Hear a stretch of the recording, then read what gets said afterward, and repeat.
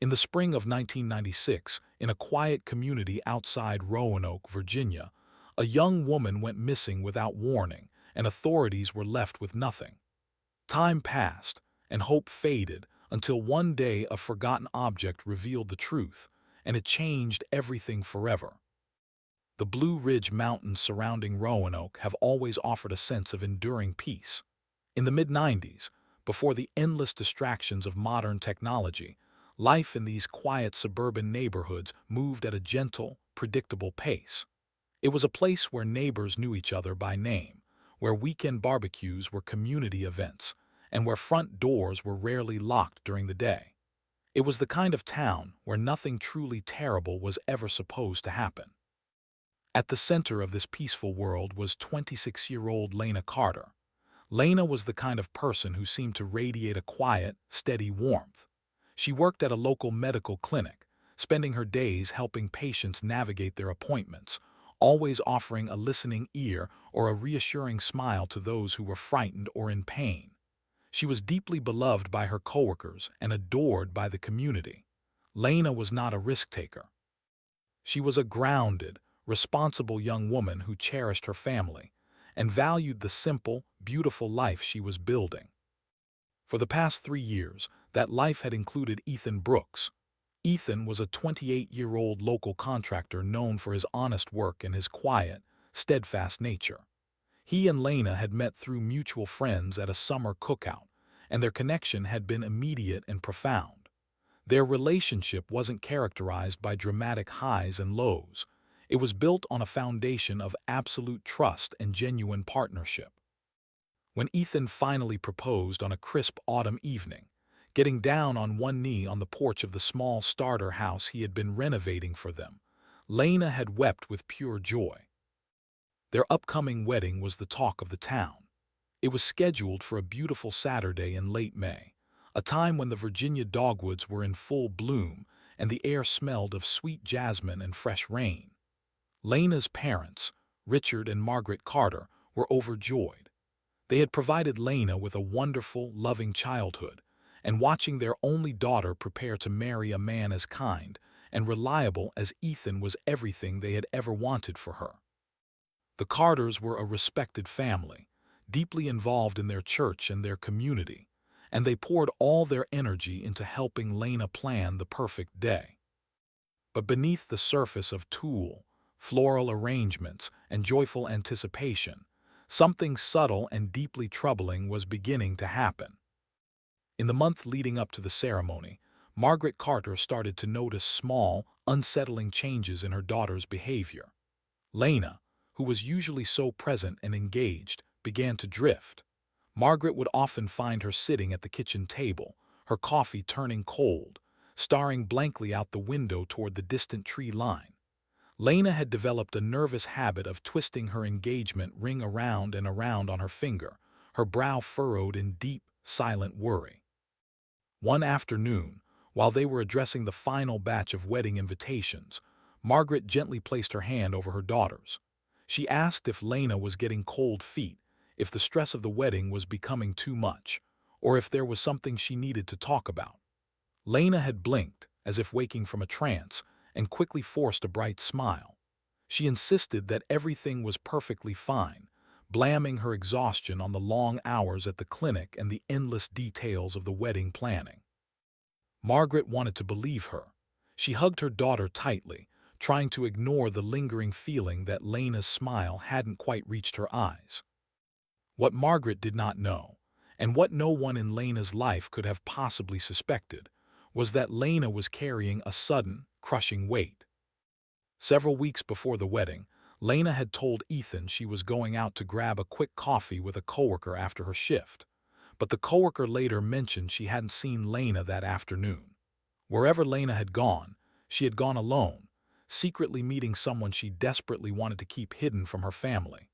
When she returned home that evening, Ethan noted that she looked incredibly pale, claiming she was fighting off a sudden migraine. She had gone straight to bed, pulling the covers up to her chin, shivering despite the mild spring weather. Only days before she was meant to walk down the aisle, Lena made another quiet, inexplicable move. During her lunch break, she visited a local government office. Standing nervously at the counter, glancing over her shoulder as if afraid of being watched, the 26-year-old requested official copies of her own birth records. It was a bizarre action for a young woman whose parents kept meticulous files of all her childhood documents. She never told Ethan about the request. She never mentioned it to her mother. She simply folded the paperwork into the bottom of her purse and returned to work, carrying a secret that was quietly tearing her apart from the inside. Despite the hidden turmoil, the wedding day arrived bathed in brilliant, golden sunlight. It was a flawless May morning. The venue was a charming, historic country church situated just outside the city limits, surrounded by ancient oak trees and rolling green lawns. The white clapboard exterior gleamed in the sun, and the heavy wooden doors stood open to welcome the arriving guests. Inside, the sanctuary was a vision of spring. Huge arrangements of white roses, lilies, and vibrant greenery adorned the altar. The pews were filled with over 150 friends and family members, their happy voices blending into a warm, excited murmur. The air smelled of expensive perfume, hairspray, and fresh flowers. At the front of the church, Ethan stood with his best man, shifting his weight nervously but beaming with undeniable happiness. He repeatedly checked his watch, eager for the moment the music would change, and he would finally see the love of his life in her dress. In the back of the church, nestled in a small, slightly drafty bridal suite, the atmosphere was a mix of nervous energy and joyful chaos. Lena stood before a full-length mirror, looking absolutely breathtaking. Her dress was a cascade of ivory silk and delicate lace. Her childhood best friend, Chloe, who was serving as her maid of honor, was carefully adjusting the long, sweeping train. Margaret Carter stood to the side, dabbing her eyes with a tissue, overwhelmed by how beautiful her daughter looked. "You look perfect, sweetheart," Margaret whispered, stepping forward to carefully pin the veil into Lena's hair. Lena met her mother's eyes in the mirror. For a fleeting second, a look of profound, heavy sorrow flashed across Lena's face, a look that Margaret would spend the next 2 decades analyzing and agonizing over. But the moment passed as quickly as it came. Lena reached up, squeezed her mother's hand, and whispered a soft thank you. With only 15 minutes left before the ceremony was scheduled to begin, Margaret gave her daughter one last kiss on the cheek and left the room to take her honored seat in the front pew. Chloe moved to the corner of the room to gather their bouquets.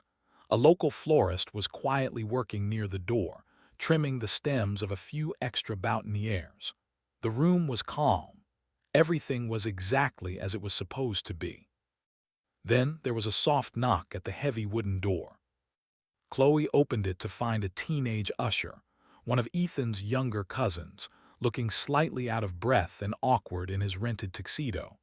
He was holding a small, folded piece of white paper. "Sorry to interrupt," the boy murmured, keeping his eyes politely lowered. "But someone outside asked me to give this to the bride. They said it was really important." Chloe smiled, assumed it was a romantic, last-minute love note from Ethan, and handed the folded paper to Lena. Lena took the note. Her fingers trembled slightly as she unfolded the small square of paper. The room was quiet save for the distant, muffled sound of the church organ playing soft prelude music down the hall. In the corner of the room, the florist happened to glance up from her work just as Lena read the words. The florist would later describe the exact moment to investigators, though it would take her far too long to realize its importance. She watched as every drop of color instantly drained from Lena's face. Lena's breath hitched in her throat, a sharp, ragged sound.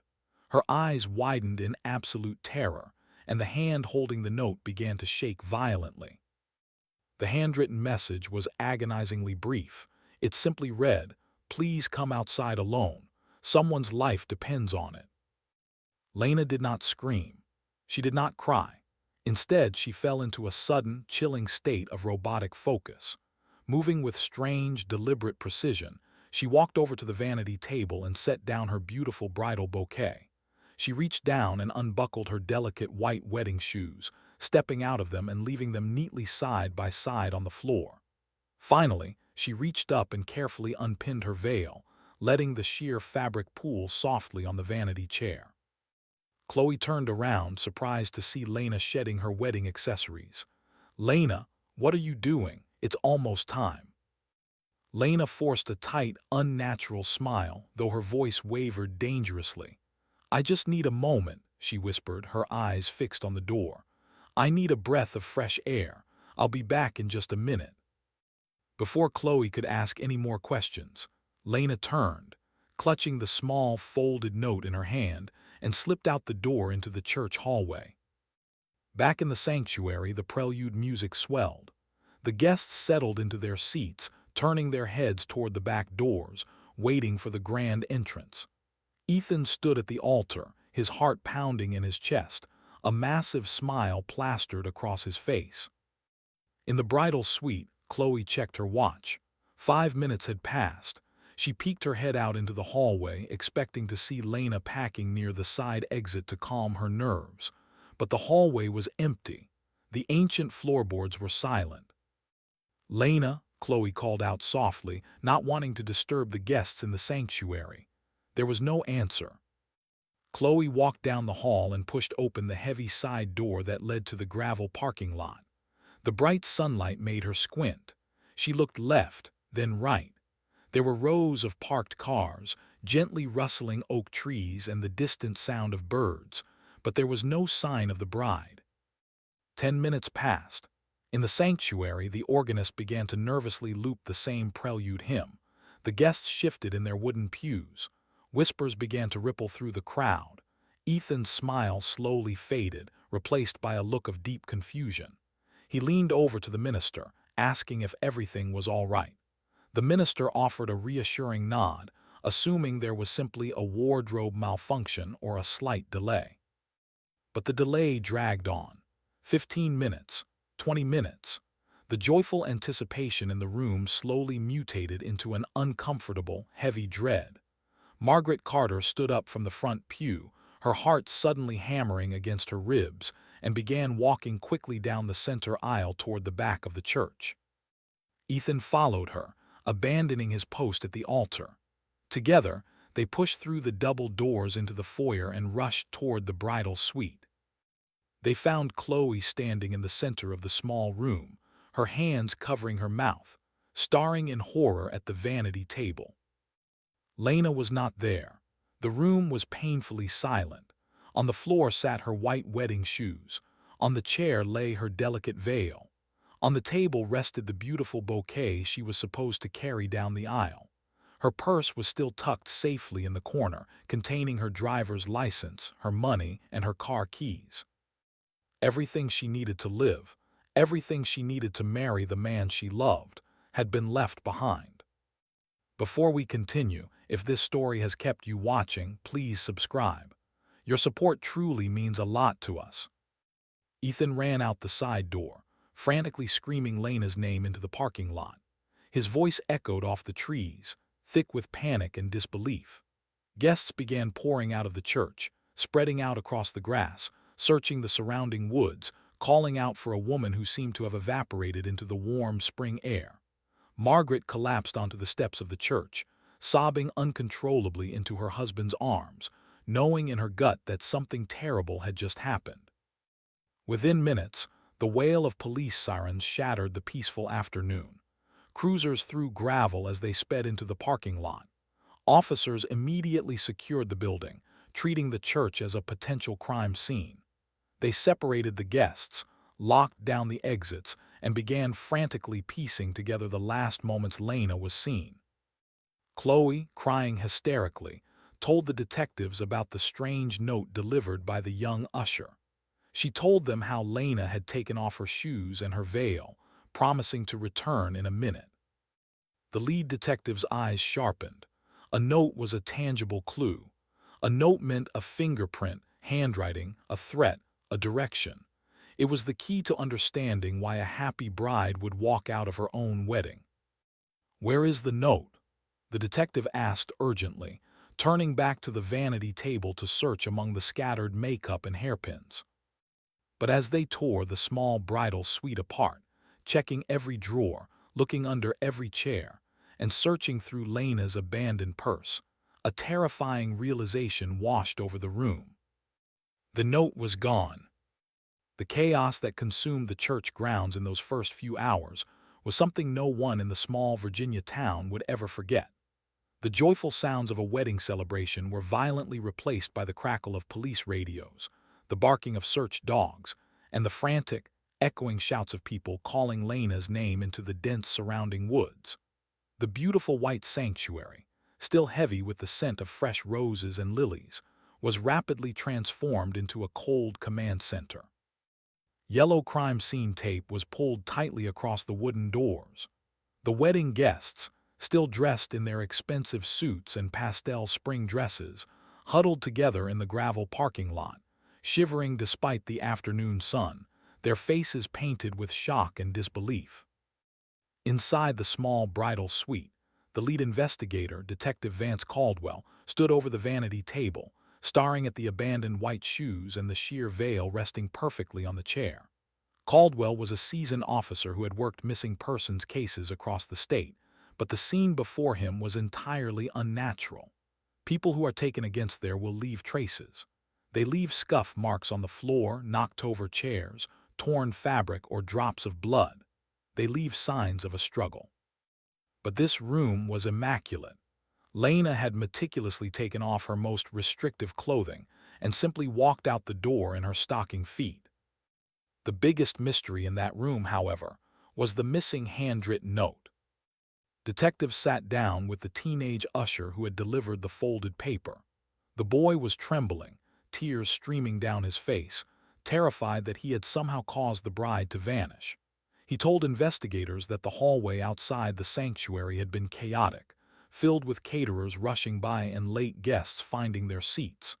He said someone had simply tapped him on the shoulder from behind, handed him the paper, and whispered that it was urgent for the bride. When the detectives pressed him for a description of the person, the boy broke down. He hadn't looked at their face. He only saw a hand. He didn't know if the voice was a man or a woman. He had simply taken the note and knocked on the door, trying to be helpful. The police tore the church apart looking for that small piece of paper. They emptied the trash cans, checked the plumbing, crawled under the pews, and searched the pockets of the bridesmaids' dresses. But the note was gone. Because Lena's wedding dress did not have pockets, investigators concluded she must have been tightly clutching the paper in her hand when she walked out the side door. For a brief, agonizing period, the police began to doubt if the note had actually contained a threat at all. The initial theory forming in the precinct was one that absolutely devastated the family. Because there was no physical evidence of an abduction, no strange fingerprints in the room, and no signs of forced entry, the department had to consider the most statistically probable explanation. They believed Lena Carter simply had a severe case of cold feet. Investigators suggested that the overwhelming pressure of the wedding had finally broken her. They theorized that the note might have been a generic message or even a blank piece of paper that simply served as a breaking point, causing her to panic, shed her wedding attire, and run away to start over. When Detective Caldwell gently presented this theory to the family, the reaction was explosive. Margaret Carter practically screamed at the officers. She demanded they keep searching the woods, insisting her daughter was not a coward. She told them how much Lena loved Ethan, how she had spent the last 2 years happily planning every single detail of their life together. Lena was deeply responsible. She would never abandon her family in a church full of people, and she certainly wouldn't run away barefoot into the woods without her purse, her money, or her car keys. But no one fought the runaway theory harder than Ethan Brooks. The image of Ethan on the afternoon of his canceled wedding would haunt the responding officers for years. He was still wearing his tailored black tuxedo, but the jacket was discarded on the grass. His tie was pulled loose, and the knees of his trousers were stained with dark mud from crawling through the brush searching for his bride. His hands were scratched and bleeding from tearing through briar patches behind the church. He looked like a man who had suddenly been dropped into a living nightmare. Despite Ethan's obvious, visceral agony police procedure demanded that they look closely at the romantic partner first. In nearly every case of a missing woman, the person closest to her is the prime suspect. Late that evening, while the rest of the town organized search parties, Ethan was brought into a sterile, windowless interrogation room at the station. He didn't ask for a lawyer. He answered every single question they threw at him for 6 grueling hours. He detailed every conversation he and Lena had in the months leading up to the wedding. He begged the detectives to stop wasting time on him and to go find whoever had taken her. When they asked if he would submit to a polygraph test, he agreed immediately, desperate to clear his name so they would focus the investigation elsewhere. Ethan passed the polygraph without a single moment of hesitation. His alibi was ironclad, backed by 20 different witnesses who had been standing next to him at the altar the entire time. Reluctantly, the police officially cleared him as a suspect, leaving Ethan to return to the empty, quiet house he had spent months renovating for a wife who was no longer there. With the runaway theory losing ground against the family's fierce opposition, a massive break finally came from a quiet witness who had almost been entirely overlooked. The local florist, a soft-spoken woman who had been arranging flowers in the corner of the bridal suite, finally came forward to give an official statement. She admitted she had been trying to stay out of the way and hadn't wanted to eavesdrop, but she had looked up at the exact moment Lena opened the folded note. The florist's description chilled the detectives to the bone. She said Lena did not look like a woman who was having second thoughts about her marriage. She said Lena looked like someone who had just been handed a death sentence. The florist described how the color instantly drained from Lena's face, how her hands began to shake violently, and how her eyes grew wide with an absolute, paralyzing terror. This single witness statement changed the entire trajectory of the investigation. It confirmed the note was real, and whatever was written on it was terrifying enough to make a rational, happy young woman abandon her own wedding without making a sound. The police shifted their focus, desperately trying to find anyone who had seen a suspicious person or vehicle near the church during the ceremony. They interviewed over 150 guests, caterers, and musicians. The process was exhausting and incredibly frustrating. Human memory, especially during a high-stress, chaotic event, is notoriously unreliable. Several guests vaguely recalled seeing a dark sedan parked near the back edge of the gravel lot, close to the tree line where Lena would have exited the building. It was a promising lead, but the details immediately fell apart. One uncle swore the car was a black Lincoln Town car with tinted windows. A bridesmaid insisted it was a dark blue Ford Taurus. A caterer remembered seeing a dark green sedan with out-of-state license plates, but couldn't remember which state. The conflicting descriptions sent investigators chasing ghosts across the county, pulling over dozens of innocent drivers and checking vehicle registrations that led absolutely nowhere. The dark car remained a phantom, a blurry detail in the background of a nightmare. Just as the vehicle lead began to run dry, a sudden burst of momentum energized the precinct. A junior detective doing a deep dive into Lena's background discovered a highly suspicious detail. Julian Hayes, a man Lena had dated intensely during her college years, had unexpectedly returned to the Roanoke area the exact same weekend of the wedding. Their breakup years ago had been messy and difficult, and Julian had moved away shortly after. The timing of his sudden return to town, after years of absence, was entirely too perfect. Detectives immediately tracked Julian down, pulling him from his hotel room for intense questioning. The tension in the department was palpable. They thought they finally had their suspect. They theorized Julian had found out about the wedding, became overwhelmed with jealousy, delivered the threatening note to lure her outside, and forced her into a vehicle. But like every other lead in this baffling case, the theory crumbled under pressure. Julian was indeed in town, but he had been attending a mandatory corporate retreat at a resort nearly 40 miles away. His company provided time-stamped photographs, meeting minutes, and swipe card access logs proving he was sitting in a crowded conference room, surrounded by his coworkers at the exact moment Lena walked out of the church. He had an airtight alibi. The investigation was slamming into a brick wall at full speed. Days turned into weeks. The massive search parties that had scoured the woods slowly dwindled as volunteers returned to their normal lives. The beautiful flowers inside the country church wilted and died, eventually being swept away by the janitorial staff. The case was growing colder by the hour. Before we continue, if this story has kept you watching, please subscribe. Your support truly means a lot to us. Desperate for any remaining shred of physical evidence, Detective Caldwell decided to personally retrace the entire route leading away from the church property. He drove up and down the rural two-lane highway, looking for anything his team might have missed in the initial chaos. About a mile down the road, sitting alone at a quiet intersection, was a small, independent feed and hardware store.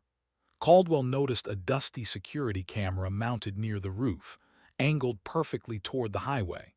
If a dark sedan had sped away from the church that afternoon, it would have been forced to pass directly in front of that lens. Heart pounding with renewed hope, the detective pulled into the lot, flashed his badge, and asked the store manager for the surveillance tapes from the weekend of the wedding. The manager, an older man in denim overalls, looked at the detective with deep confusion. He leaned against the counter, scratching the back of his neck, and explained that he didn't have the tapes anymore. He said a man had already come in a few days after the wedding, claiming to be a private investigator working for the missing girl's family.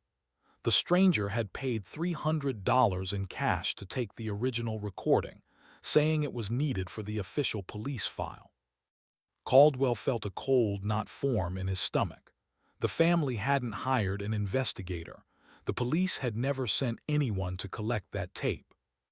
Someone had intentionally destroyed the only visual evidence of Lena's escape route, and they had done it right under the police department's nose. The discovery that someone had anonymously purchased the hardware store's security footage sent a shockwave through the local precinct. Detective Caldwell stood in the dusty aisles of the feed store, staring at the empty gap on the manager's shelf where the VHS tape should have been. This completely shattered the theory of a random crime of opportunity. Whoever was involved in Lena's disappearance was not acting on a sudden impulse. They were organized, they had money, and they were actively covering their tracks before the police even knew where to look. They had anticipated the police investigation and outsmarted it by mere hours. The frantic momentum of the first few days began to stall, replaced by a grueling, methodical search for needles in haystacks. Investigators released Lena's photograph to regional news stations across the East Coast, hoping someone somewhere had seen the barefoot bride. 2 weeks after the wedding, a call came into the tip line that made Caldwell's heart race. A waitress working at a small, roadside diner in rural North Carolina called to report a sighting. She told the dispatcher that a young woman matching Lena's exact description had come into the restaurant late one evening. The woman had looked exhausted, paying for a slice of pie and a black coffee with a crumpled $20 bill. The waitress specifically remembered the woman because she seemed highly nervous, constantly checking the parking lot through the diner's greasy window, and she wasn't wearing a wedding ring, though there was a fresh, pale tan line on her left ring finger. Caldwell immediately made the 4-hour drive across state lines. He sat in a booth with the waitress, spreading photos of Lena across the sticky table. The waitress tapped the main photo with absolute certainty, swearing it was the same girl.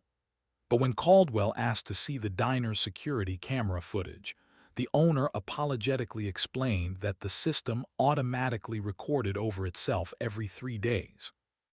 There was no physical receipt with a name, no license plate number written down, and no other witnesses in the diner who had paid attention. The sighting, while incredibly compelling, was completely unconfirmable. It was just another ghost story in a case that was quickly becoming full of them. Frustration within the department boiled over when one of the wedding guests suddenly contacted the police to alter his original statement. The witness, a distant family friend, sheepishly admitted to detectives that he had intentionally left out a crucial detail on the day of the disappearance. He confessed that while he was smoking a cigarette near the back of the parking lot before the ceremony, he had seen a man in a dark suit standing near the edge of the woods, staring intently at the bridal suite window. When Caldwell angrily demanded to know why the man hadn't reported this immediately, the witness broke down. He had a minor criminal record from his youth and was terrified that if he admitted to being near the back of the church alone, the police would automatically make him their prime suspect. But by the time he finally came forward, weeks had passed, and his memory of the stranger's face was entirely blurred. He couldn't provide a height, an age, or any distinguishing features. He had only provided just enough information to confirm that someone had been watching Lena, but not enough to actually find them. Desperate for answers, Caldwell ordered a complete financial and background audit of Lena's life. The detectives peeled back the layers of her seemingly perfect existence, digging into the month leading up to the wedding. What they found completely altered their understanding of who Lena Carter was in her final days at home. Phone records and coworker testimonies confirmed that the secret meeting Lena had weeks before the wedding was not with a friend from the clinic. Whoever she had met that afternoon, she had gone to great lengths to hide it from Ethan and her parents. Furthermore, a deep search of municipal records unearthed the highly unusual request form she had submitted. Just days before she vanished, Lena had walked into a county office and ordered sealed copies of her own original birth records. When Caldwell presented this document to Margaret Carter, the grieving mother was completely bewildered. Margaret sat at her kitchen table, staring at her daughter's signature on the official request form, tears pooling in her eyes. Why would Lena need her birth certificate? Her parents had a fireproof safe in the hallway that contained her passport, her medical records, and her birth documents. Lena knew exactly where they were. Margaret's hands shook as a terrible realization settled over her. She quietly revealed to the detectives what she had been trying to ignore for weeks: Lena's sudden, overwhelming anxiety before the wedding. She recalled her daughter staring blankly out the window, twisting her engagement ring, and looking incredibly frightened when no one else was watching. Margaret wept, realizing that the daughter she thought she knew everything about had been fighting a terrifying, silent battle completely alone. But knowing Lena was afraid did not tell them where she was. As the leaves in Virginia turned to brilliant shades of orange and red, and the first winter snow began to fall, the leads completely dried up. The police had exhausted every tip, searched every square mile of the surrounding woods, and interviewed everyone who had ever crossed paths with the young bride. But without a body, without a crime scene, and without the missing note, they had absolutely nothing left to pursue. The case of the vanished bride slowly transitioned from front-page news to the cold case files. Time is a cruel and silent thief.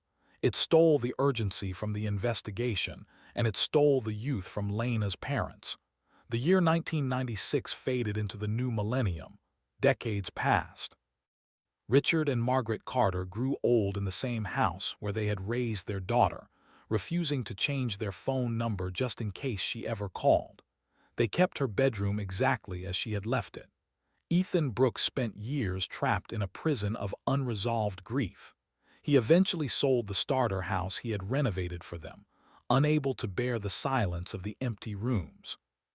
He moved to a neighboring county, threw himself entirely into his construction business, and tried to rebuild a life that had been shattered on what was supposed to be his happiest day. But he never forgot the woman he had loved. The town never forgot the mystery. 21 years passed. It was the summer of 2017. The world had changed dramatically. The quiet Virginia town was now bustling with modern development, smartphones, and constant connectivity. The old country church still stood, but the people who had filled its pews that fateful afternoon had all aged, moved away, or passed on. Chloe, Lena's former maid of honor, was now a mother of three in her late 40s. Following the recent passing of her own parents, she found herself tasked with cleaning out the dusty, stifling attic of her childhood home. For days, she sorted through heavy cardboard boxes filled with old winter coats, holiday decorations, and forgotten high school yearbooks. Tucked away in the darkest corner of the attic, sitting beneath a stack of old quilts, Chloe found a plastic storage bin labeled with faded black marker, "Wedding Stuff." Her breath hitched. She hadn't opened this box in over 2 decades. She pulled off the heavy lid. Inside were dried, brittle remnants of a day that was supposed to be a celebration. There were unused customized napkins, a stack of blank wedding programs, and a small, white lace pillow meant for the ring bearer.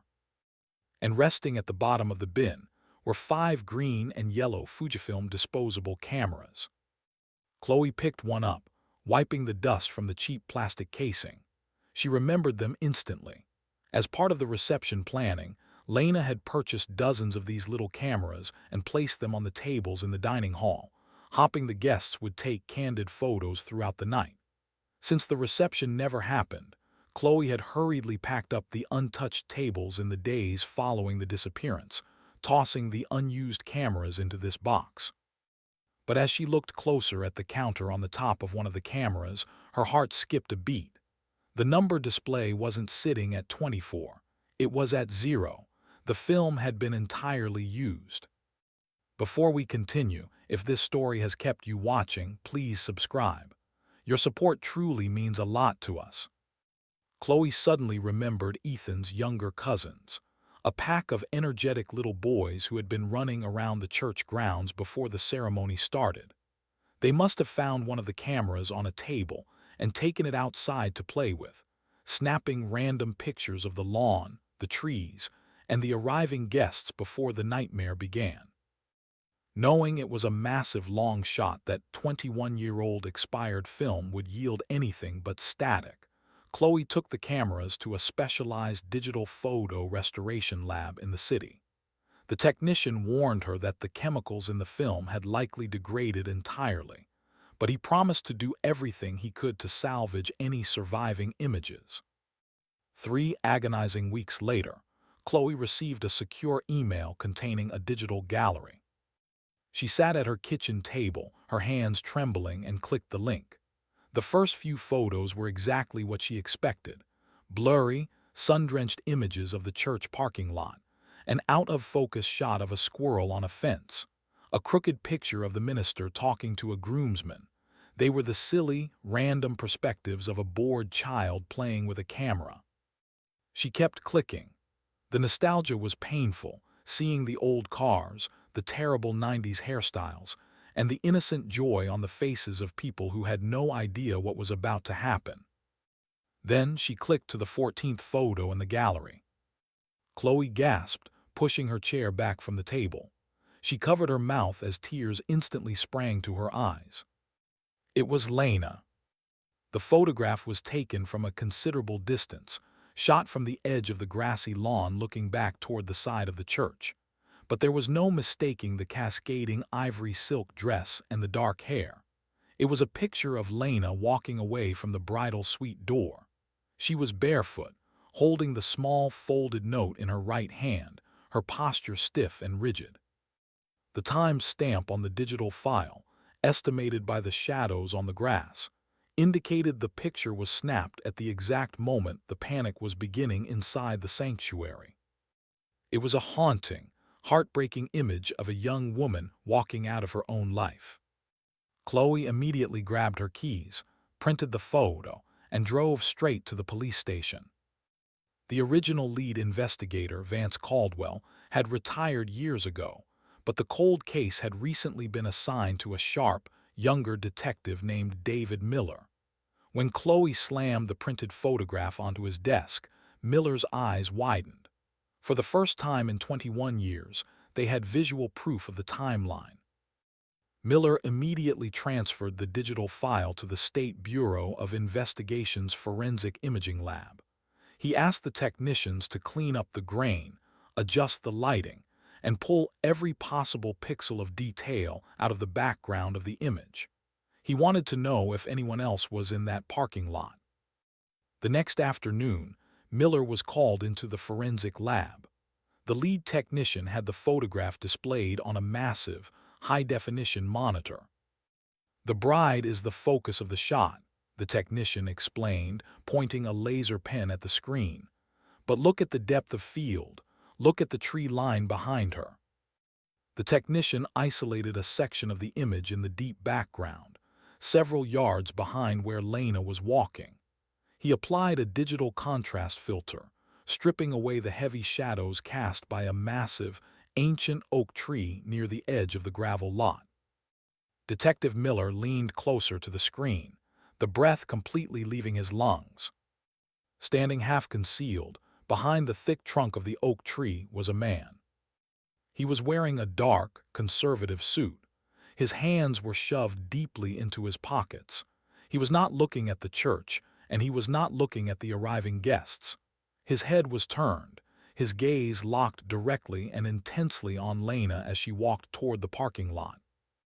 The state lab ran the man's enhanced face through every facial recognition database they had.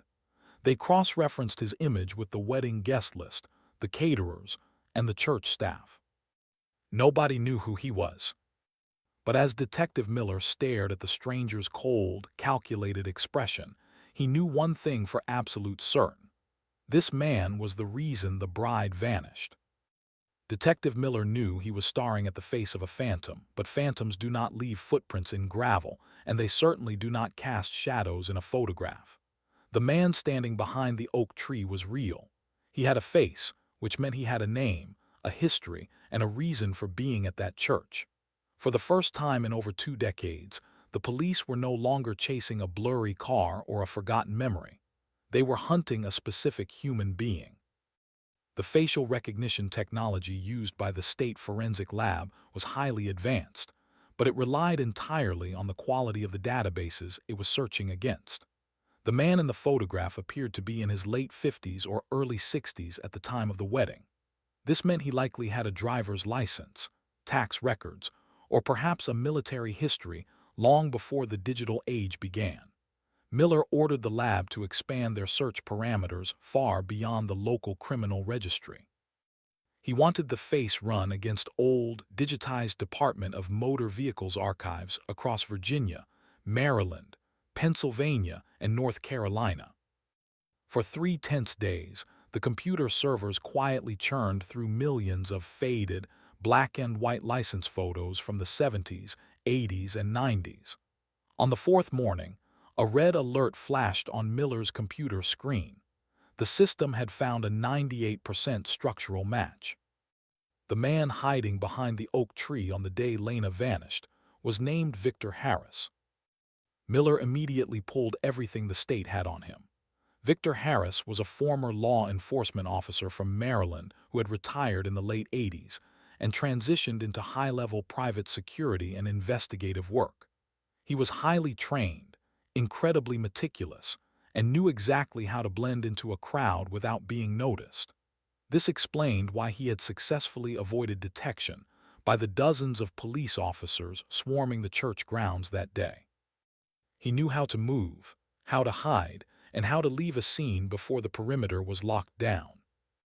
Miller grabbed his coat, ordered a local tactical unit to stand by, and prepared to drive to Maryland to arrest the man who had undoubtedly orchestrated the disappearance of Lena Carter. But as Miller processed the final page of the background check, his heart sank heavily into his chest. He was too late. Victor Harris had suffered a massive, fatal heart attack in the winter of 2011. The only suspect the police had ever managed to identify in 21 years had been dead for over 6 years, taking whatever he knew about the barefoot bride directly to his grave. It was a crushing blow to the department, but Miller refused to let the case go cold again. Dead men could not speak, but they often left behind a lifetime of paper. Miller tracked down Victor's estranged daughter, a woman living in suburban Baltimore who had inherited his estate. When Miller gently asked about her father's old investigative case files, she told him she hadn't thrown anything away. After his death, she had simply boxed up the entire contents of his home office and shoved it into a cheap, climate-controlled commercial storage unit on the outskirts of the city. The next morning, armed with a state-issued warrant, Detective Miller and his partner drove across state lines, used a pair of heavy bolt cutters to snap the rusted padlock off the storage unit, and rolled up the corrugated metal door. The unit was completely filled with dusty cardboard boxes, old filing cabinets, and stacked plastic bins. It smelled intensely of mildew and old paper. The detectives spent 8 exhausting hours digging through old tax returns, faded hunting magazines, and mundane financial records. Just as their flashlight batteries began to dim, Miller pried open the bottom drawer of a dented gray filing cabinet in the very back corner of the unit.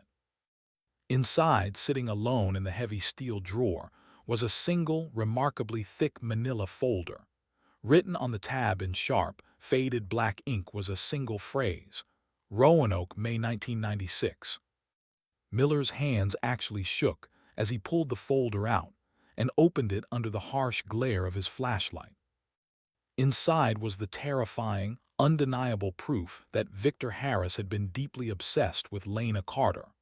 The folder contained dozens of newspaper clippings about her disappearance, carefully cut out and highlighted with a yellow marker. There were printed maps of the church property, with the exact locations of the exits and the surrounding tree lines circled in red ink. But the most chilling discovery was a stack of glossy, long-lens surveillance photographs taken in the weeks leading up to the wedding. They were candid, secret photos of Lena going about her daily life. There were pictures of her walking out of the medical clinic where she worked, photos of her pushing a cart at the local grocery store, and images of her sitting on her front porch drinking coffee. Victor Harris hadn't just shown up at the wedding on a whim. He had been quietly stalking her, learning her routines, and monitoring her every move for weeks before she ever put on her wedding dress. As Miller dug deeper into the terrifying file, he found a small, crumpled piece of paper shoved entirely into the bottom corner of the folder. It was a yellowed, carbon copy receipt for a small, independent roadside motel located just 5 miles from the country church.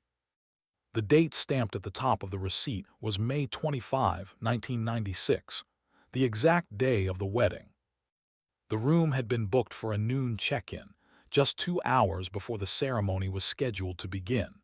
The signature on the receipt was completely unreadable, but the guest had registered under the name Arthur Vance.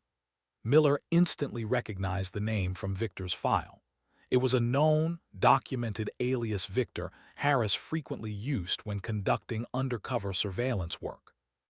This receipt proved that Victor had established a physical base of operations just down the road from the church on the day Lena vanished. Determined to trace every single step Victor took that day, Miller immediately requested the historical, financial, and guest registry archives from the county where the motel had been located. The motel itself had been bulldozed a decade earlier to make way for a strip mall, but local tax laws required all guest ledgers to be preserved on microfiche for criminal auditing purposes. Miller sat in the dark basement of the county records building, his eyes burning as he scrolled through the glowing, green-tinted microfilm slides.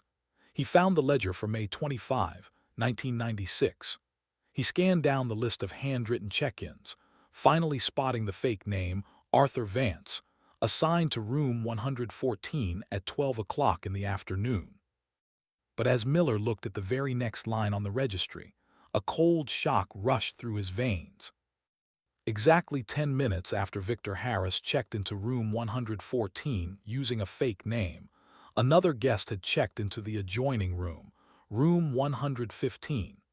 That guest had also paid in cash, and they had registered under the name Robert Sterling. Miller's investigative instincts screamed that this was not a coincidence. 2 men, both using cash, checking into adjoining rooms at a quiet roadside motel just moments apart on the day of a massive disappearance.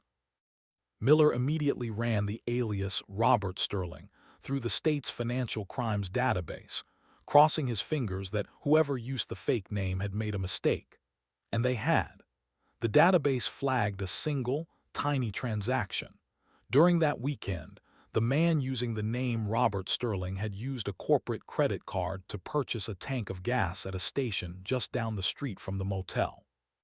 Miller tracked the corporate card number. It did not belong to a criminal syndicate, a kidnapper, or a disgruntled ex-boyfriend. The credit card belonged to a highly expensive, deeply discreet private investigation firm based out of Richmond, Virginia. The revelation completely shattered the timeline. Victor Harris was a retired investigator, but the second man at the motel was an active, licensed private investigator. They were both circling Lena on the exact same day. Miller drafted a severe, ironclad subpoena and served it directly to the managing partners of the Richmond firm, demanding they surrender the archived client files for that specific operation. The firm fought back with their lawyers, citing extreme client confidentiality, but a federal judge looked at the missing person connection and immediately ordered them to hand the documents over to the police. When a heavy cardboard box of files finally arrived on Miller's desk, he locked his office door and began to read. The financial ledgers revealed who had been paying the Richmond investigators' massive daily retainer. The money was arriving via untraceable cashier's checks sent by priority mail. But the original contract, signed in April of 1996, just 1 month before the wedding, required a physical signature. Miller stared at the signature line on the yellowed contract, feeling the air completely leave the room. The private investigator in room 115 had not been hired by a stalker. He had not been hired by an enemy.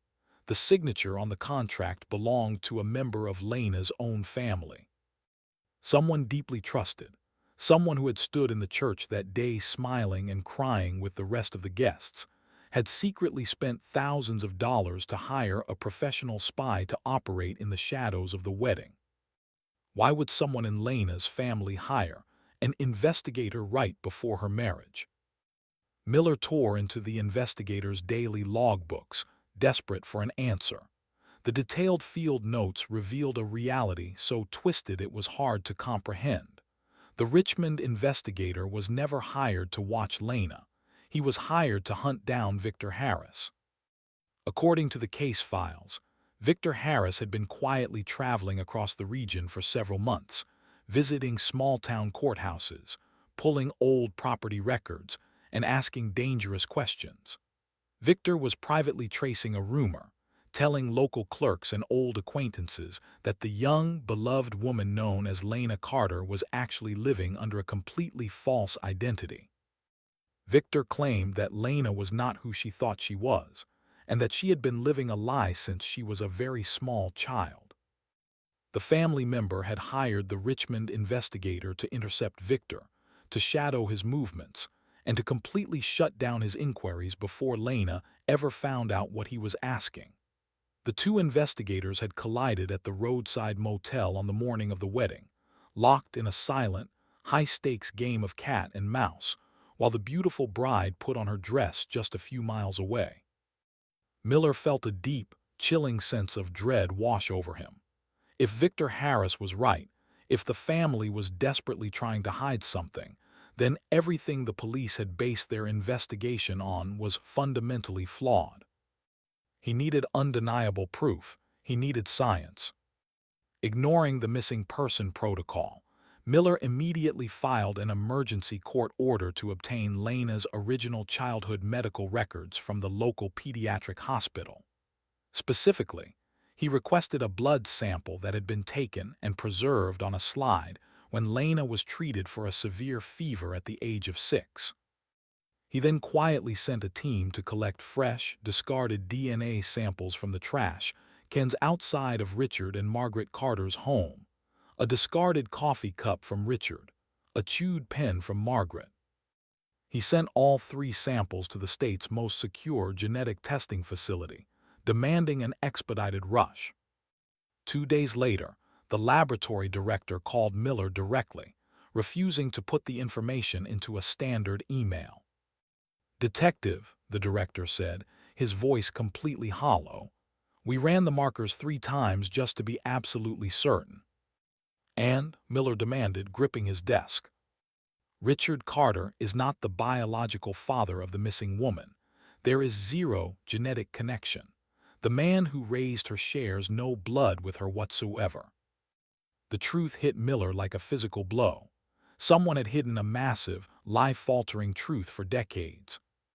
Miller abandoned the criminal databases and dove straight into the darkest, most highly restricted archives of the state judicial system, the permanent, sealed family court records from the early 1970s. He requested access to every sealed custody dispute filed in the state surrounding the year of Lena's birth.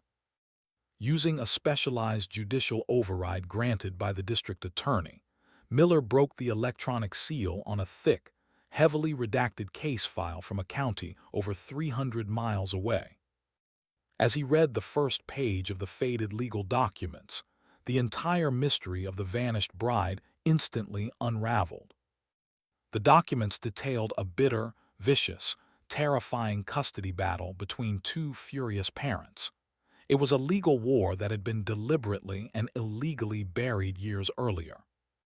Victor Harris wasn't a kidnapper. He wasn't a stalker. He was a retired investigator who had been hired years ago by Lena's real biological father. He had been hired by a devastated man who had spent over 2 decades quietly and desperately searching the country for the little girl he believed had been illegally taken from him in the middle of the night. The anonymous note handed to the bride on her wedding day was never written by someone intending to hurt her. It was written by someone who was desperately trying to stop her from unknowingly walking down the aisle and cementing a life that had been built entirely on a foundation of stolen history.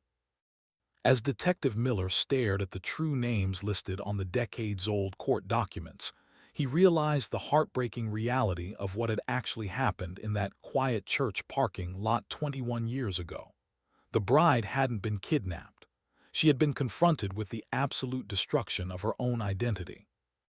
The faded pages of the family court documents told a story of desperation, betrayal, and a mother's unthinkable choice.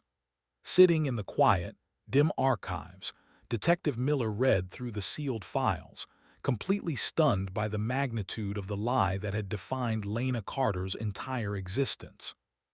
According to the records from the early 1970s, Margaret had previously been married to a man named Thomas Sterling. They had lived in a small town in Pennsylvania and had a daughter together, a little girl they named Lena. When the marriage violently fell apart, a bitter and highly contentious custody battle consumed their lives. The court ultimately ruled in favor of Thomas, granting him primary custody of his daughter, but Margaret refused to accept the judge's decision. One cold evening, when the little girl was only 4 years old, Margaret packed a single suitcase, put her daughter into the back of a car, and vanished into the night. She fled across state lines, eventually meeting Richard Carter in Virginia. Together, they made a permanent, devastating decision. They forged documents, created a completely fake birth certificate, and changed the little girl's name to Lena. Richard stepped into the role of the devoted father, and for the next 2 decades, they raised her in a warm, loving home, entirely hiding the fact that she was legally an abducted child. Meanwhile, Thomas Sterling never stopped looking for his little girl. The documents showed that he had spent his entire life savings hearing private investigators, chasing false leads, and pleading with law enforcement agencies across the country. He spent every holiday staring at an empty chair, wondering if his daughter was safe, wondering if she even remembered his face. Years later, his relentless search finally led him to Victor Harris. Victor was the retired investigator who had miraculously tracked the missing child to the quiet suburb in Virginia. With the truth finally exposed on paper, Detective Miller suddenly understood every bizarre, unexplainable detail of the month leading up to the wedding. The secret meeting Lena had attended several weeks before the ceremony was not an affair. It was an ambush. Victor Harris had approached her in the parking lot of the medical clinic where she worked. He gently told her that her name was not Lena, that Richard was not her father, and that she had been stolen as a child. He planted a terrifying seed of doubt in her mind. Lena had been completely horrified, refusing to believe the stranger. But the seed took root. That was why she had become so overwhelmingly anxious in her final month at home. That was why she had secretly gone to the county office to request her own birth records, desperate to prove the investigator wrong. But when she received those documents, she likely found the subtle inconsistencies Victor had warned her about. The foundation of her entire life had begun to quietly crack. Richard Carter, terrified that his dark secret was unraveling, realized Victor Harris was in town. That was why Richard had secretly hired the expensive Richmond private investigator. He wanted to intercept Victor, to pay him off, or to intimidate him into leaving before the wedding took place. But on the morning of the ceremony, Victor outsmarted the Richmond investigator at the roadside motel. He slipped away, arriving at the church parking lot while the guests were still taking their seats. Detective Miller closed the heavy court file. The pieces of the puzzle perfectly locked together, painting a heartbreaking picture of what actually happened in the moments before the bride vanished. When the teenage usher handed Lena the folded note in the bridal suite, she knew exactly who it was from. The words, "Please come outside alone. Someone's life depends on it," were not a threat. They were a final, desperate plea from Victor Harris. He was trying to stop her from signing a legal marriage document under a fraudulent identity, an act that could have serious legal consequences and permanently bury her true existence. When Lena took off her veil and her shoes and walked out the side door, she was walking into a devastating confrontation behind the large oak tree. Victor was waiting for her. He did not have a weapon. He had a briefcase. Inside that briefcase was undeniable, devastating proof. He showed her the original photographs of her as a little girl named Lena. He showed her the court orders. He showed her the desperate letters her real biological father had written to her over the decades, letters filled with a father's agonizing love. Standing in the warm spring air, dressed in her beautiful ivory gown, Lena's entire reality violently collapsed. She realized that her loving parents were actually her kidnappers. She realized that the childhood she cherished was built on a massive, unforgivable lie. The emotional shock was absolute and paralyzing. She could hear the organ music playing inside the church. She knew Ethan was standing at the altar, smiling, waiting to give her his last name. But she no longer knew her own name. In that agonizing moment, Lena made a heartbreaking choice. She could not walk back down that aisle and look Ethan in the eyes, knowing she was a fraud. She could not stand next to her parents, knowing what they had done to her real father. The shame, the confusion, and the overwhelming betrayal broke her spirit entirely. She asked Victor for help. Victor had a dark sedan waiting near the edge of the woods, driven by legal representatives handling the reopened custody matter. Lena willingly got into the back seat, leaving her shoes, her bouquet, and her old life behind in the gravel parking lot. She fled the state under their legal protection, fully believing that once she understood the truth, once the dust settled, she would return to Ethan and explain everything. But the fear and the guilt became a heavy, suffocating blanket. As weeks turned into months and months turned into years, the shame of abandoning the man she loved at the altar became too immense to overcome. She felt she had caused too much pain to ever be forgiven. So she stayed hidden. She punished herself by living quietly in the shadows, letting the world believe she was simply gone. Now, Detective Miller had a real name to search. He ran the name Lena Sterling through modern federal tax and employment databases. Within 10 minutes, the computer provided an exact match. The woman everyone knew as Lena Carter was alive. She was 47 years old, and she was living in a small, blue-collar town in Ohio. The next morning, Detective Miller boarded a flight to the Midwest. He drove a rental car through a quiet, working-class neighborhood, finally pulling into the parking lot of a modest assisted living facility. Miller walked through the sliding glass doors, his badge in his hand. He asked the front desk nurse if Lena Sterling was working her shift. The nurse smiled warmly and pointed toward a sunroom at the end of the hall. Miller walked slowly down the corridor, his heart pounding in his chest. He stopped at the doorway of the sunroom. Sitting in a rocking chair, gently holding the hand of an elderly woman who was fast asleep, was the barefoot bride. She looked older, her dark hair streaked with silver, and the lines of a difficult life etched softly around her eyes. She wore faded medical scrubs instead of a silk gown. She had never started a glamorous new life. She had never sought fame or fortune. She had spent the last 21 years quietly caring for the forgotten and the elderly, trying to balance the scales of her own crushing guilt by offering kindness to strangers. Miller stepped into the room. "Lena," he said softly. She looked up. When she saw the detective's shield clipped to his belt, she did not run. She did not scream. A look of profound, heavy relief washed over her face. She closed her eyes and a single tear slipped down her cheek. "I knew this day would come," she whispered, her voice trembling. "I've been waiting for it for 21 years. Miller sat with her in a quiet office at the facility for hours. Lena wept as she told him everything. She confirmed every detail of the court documents, every moment behind the oak tree, and the unbearable agony of the drive away from the church. She told Miller how deeply she had loved Ethan.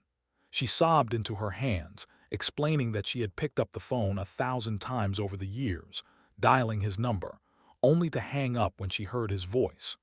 She believed she had ruined his life, and she felt entirely unworthy of his forgiveness.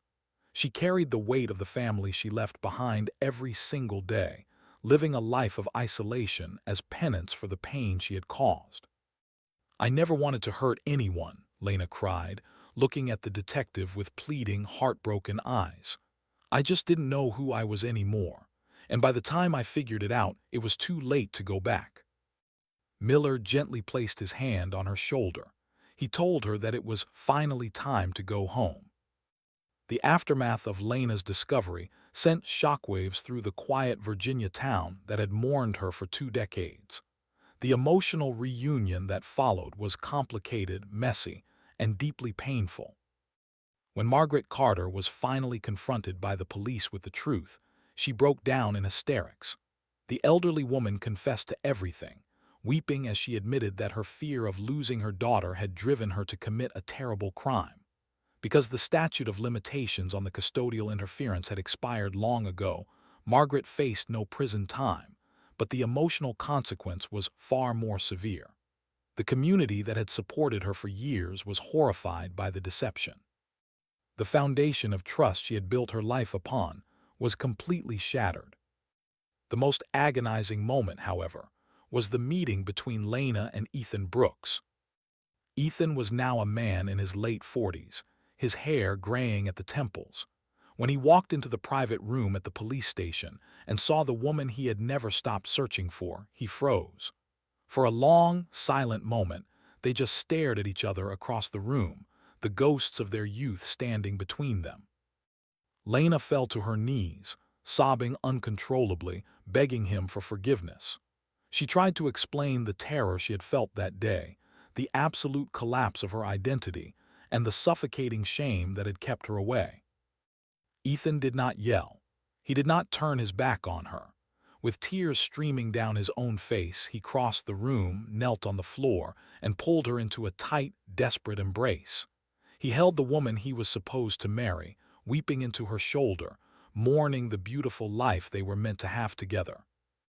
Ethan had eventually married someone else, and he had children of his own now. They could never get back the 21 years they had lost. The romantic dream was permanently broken. But in that small, quiet room, Ethan offered her the one thing she had desperately needed for over 2 decades, his total and absolute forgiveness. He told her he was just glad she was alive. Lena also experienced a reunion she had never imagined possible. She traveled to Pennsylvania and finally stood face to face with Thomas Sterling, the biological father she had been taught to forget. Thomas was an old man now, his health failing, but when he looked at his daughter, his eyes filled with a bright, enduring joy. He had spent his entire life waiting for her to come back, and in his final years, his greatest wish had finally been granted. The case of the vanished bride was officially closed. For 21 years, the town had believed a violent stranger had invaded their peaceful community and stolen a young woman in broad daylight. They had searched the woods for a monster. They had locked their doors against a phantom. But the greatest mystery wasn't who took the bride. The real tragedy was how one hidden family secret, buried under years of desperate lies, had quietly destroyed multiple lives across 2 generations. The wedding had never been interrupted by a crime in progress. It had been interrupted by the devastating reality that the truth, no matter how deeply it is buried, will always find a way to the surface. It was a heartbreaking reminder that a life built on a lie is like a house built on sand. It can look beautiful, it can feel safe, and it can stand for years. But eventually the tide will come in, the foundation will crack, and everything you thought you knew will simply wash away.